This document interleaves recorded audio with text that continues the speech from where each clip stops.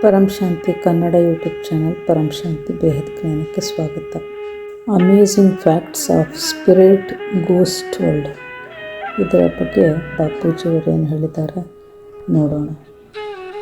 ನಮ್ಮೆಲ್ಲ ರೋಗ ಶೋಕಗಳು ನಮ್ಮ ಕಾರಣ ಶರೀರದಲ್ಲಿ ರೆಕಾರ್ಡ್ ಆಗಿರುತ್ತವೆ.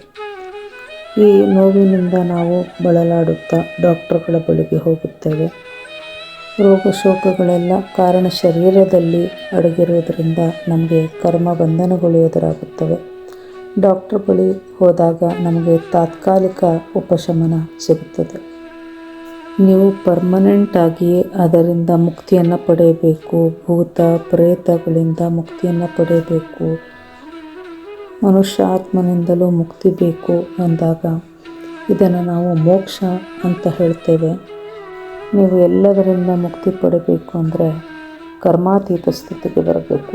ಕರ್ಮಾತೀತ ಸ್ಥಿತಿ ಎಂದರೆ ಆತ್ಮನ ಸ್ಥಿತಿಯಲ್ಲಿ ಸ್ಥಿತರಾಗಿ ಪರಮಾತ್ಮ ನಿರಾಕಾರನನ್ನು ಸ್ಮರಿಸಬೇಕು. ಆಗ ನಿರಾಕಾರನಿಂದ ಪರಮ ಲೈಟ್ ಬಂದು ಆತ್ಮನಲ್ಲಿ ಪವರ್ ತುಂಬಿಕೊಳ್ಳುತ್ತದೆ. ಆತ್ಮ ಸ್ವರೂಪದಲ್ಲಿ ಸ್ಥಿತರಾಗುತ್ತಿದ್ದಂತೆ ನಾವು ಕರ್ಮಯೋಗಿಗಳಾಗಿ ಬಿಡುತ್ತೇವೆ. ಪ್ರತಿ ಕ್ಷಣವೂ ಪರಮಾತ್ಮನನ್ನು ಸ್ಮರಿಸುವುದರಿಂದ ಪರಮಾತ್ಮನಿಂದ ಬರುವಂತಹ ಪರಂ ಪ್ರಕಾಶ, ಪರಂ ಲೈಟ್, ಪರಂ ಪವರ್ ಅದು ನಮ್ಮ ಕಾರಣ ಶರೀರದಲ್ಲಿ ಅಡಗಿರುವಂತಹ ರೋಗ ಶೋಕ ಈ ಎಲ್ಲವನ್ನು ಅದು ಅಳಿಸಿ ಹಾಕುತ್ತದೆ. ಇದರಿಂದ ನಾವು ನಮ್ಮ ಕರ್ಮ ಬಂಧನಗಳಿಂದ ಮುಕ್ತಿಯನ್ನು ಪಡೆಯುತ್ತೇವೆ. ಗೀತೆಯಲ್ಲಿಯೂ ಸಹ ಇದರ ಬಗ್ಗೆ ಹೇಳಿದೆ. ಗೀತಾ ಜ್ಞಾನವನ್ನು ಫಾಲೋ ಮಾಡಿ ಎಂದು ಬಾಪೂಜಿಯವರು ಹೇಳುತ್ತಾರೆ. ಇಷ್ಟೇ ಅಲ್ಲದೆ ನಮ್ಮ ವಿಡಿಯೋಗಳನ್ನು ಸದಾ ಮನೆಯಲ್ಲಿ ಹಾಕಿರಿ, ಅಂದರೆ ಪ್ಲೇ ಮಾಡಿ ಬಿಡಿ, ಎಲ್ಲ ಭೂತ ಪ್ರೇತಗಳು ಮನೆಯನ್ನು ಬಿಟ್ಟು ಓಡುತ್ತವೆ ಎನ್ನುತ್ತಾರೆ ಬಾಪೂಜಿಯವರು. ಅಥವಾ ನಮ್ಮ ವಿಡಿಯೋಗಳಿಂದ ಜ್ಞಾನವನ್ನು ಪಡೆದು ಭೂತ ಪ್ರೇತಗಳು ಸಹ ಯೋಗ ಅಂದರೆ ಧ್ಯಾನ ಮಾಡುವುದನ್ನು ಕಲಿಯುತ್ತವೆ.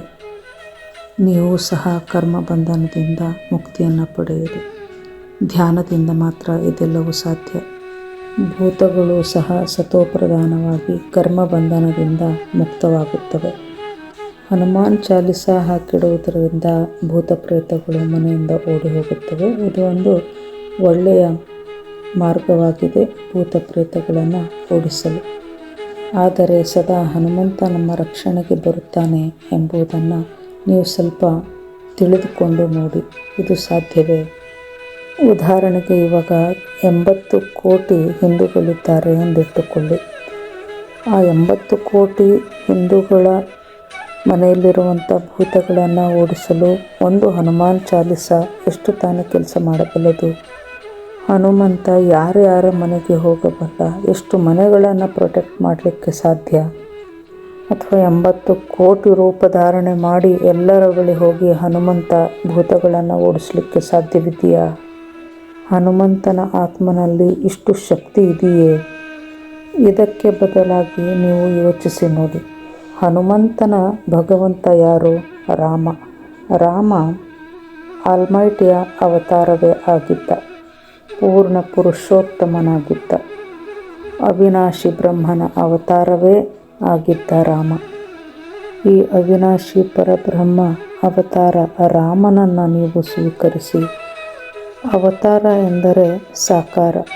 ಸಾಕಾರ ಅವತಾರ ಮುಗಿದ ನಂತರ ಅದರಲ್ಲಿರುವ ಆತ್ಮವೂ ಸಹ ಹೊರಟು ಹೋಗುತ್ತದೆ. ರಾಮನಂತೆ ಕೃಷ್ಣನು ಸಹ ಆಲ್ಮೈಟಿ ಅವತಾರವಾಗಿದ್ದ, ಪರಬ್ರಹ್ಮನ ಅವತಾರ. ಪರಬ್ರಹ್ಮ ನಿರಾಕಾರ ಎಂದರೆ ಪರಮ ಪ್ರಕಾಶ. ಆ ಪರಮ ಲೈಟನ್ನು ನೀವು ಧ್ಯಾನಿಸಿ, ಸ್ಮರಿಸಿ. ಆ ಪರಮ ಪ್ರಕಾಶವನ್ನು ಸ್ಮರಿಸಿ ನೀವು ಯೋಗವನ್ನು ಮಾಡಿ, ಅಂದರೆ ಧ್ಯಾನವನ್ನು ಮಾಡಿ. ಇದರಿಂದ ಆತ್ಮನಲ್ಲಿ ಪವರ್ ತುಂಬಿಕೊಳ್ಳುತ್ತದೆ. ಯಾವ ದೇವಾತ್ಮನನ್ನು ನೆನೆಸಿಕೊಂಡರೂ ಸಹ ಪವರ್ ಸಿಗುವುದಿಲ್ಲ. ನಾವೇ ಸ್ವತಃ ಕರ್ಮಾತೀತರಾಗಬೇಕು. ಇದಕ್ಕಾಗಿ ನಾವು ಬೇರೆಯವರಿಂದ ರಕ್ಷಣೆಯನ್ನು ಬಯಸಿದರೆ ಆ ರಕ್ಷಣೆ ನಮಗೆ ತಾತ್ಕಾಲಿಕವಾಗಿ ಅಷ್ಟೇ ಸಿಗಬಹುದು. ಉದಾಹರಣೆಗೆ ಭೂತ ಪ್ರೇತ ಓಡಿಸಲು ಮಂತ್ರವಾದಿಗಳ ಸಹಾಯ ಅಥವಾ ಹನುಮಾನ್ ಚಾಲಿಸಾದ ಸಹಾಯ, ಇದೆಲ್ಲವೂ ತಾತ್ಕಾಲಿಕ ಉಪಶಮನವಾಗಿದೆ ಅಷ್ಟೆ. ಯಾರೂ ಸಹ ಪರ್ಮನೆಂಟಾಗಿ ನಮ್ಮ ರಕ್ಷಣೆಗೆ ನಿಲ್ಲಲು ಸಾಧ್ಯವಿಲ್ಲ.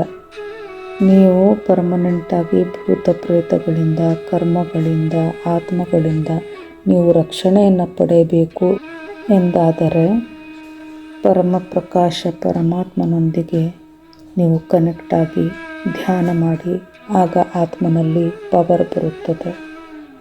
ಇದು ಒಂದೇ ಅಂತಿಮ ಮಾರ್ಗವಾಗಿದೆ. ಇದನ್ನು ಹೊರತುಪಡಿಸಿ ಈ ಜಗತ್ತಿನಲ್ಲಿ ಯಾವ ಒಂದು ಮಾರ್ಗವೂ ಸಹ ನಿಮ್ಮನ್ನು ಕರ್ಮ ಬಂಧನಗಳಿಂದ ದೂರ ಮಾಡಲಿಕ್ಕೆ ಸಾಧ್ಯವಿಲ್ಲ. ಸದಾ ಆತ್ಮ ಸ್ವರೂಪದಲ್ಲಿದ್ದುಕೊಂಡು ಕರ್ಮಯೋಗಿ ಜೀವನವನ್ನು ನಡೆಸುವುದನ್ನು ಕಲಿಯಿರಿ. ಗೀತೆಯ ಜ್ಞಾನವನ್ನು ತಿಳಿದುಕೊಂಡು ಕರ್ಮಯೋಗಿ ಜೀವನವನ್ನು ನಡೆಸಿ.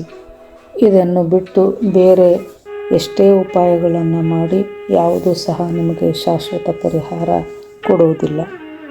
ಆಲ್ಮೈಟಿ ಅಥಾರಿಟಿಯ ಚರಣಗಳಲ್ಲಿ ಒಂದಾಗಿ ಅವನನ್ನು ಸ್ಮರಿಸಿ, ಅವನನ್ನು ಧ್ಯಾನಿಸಿ.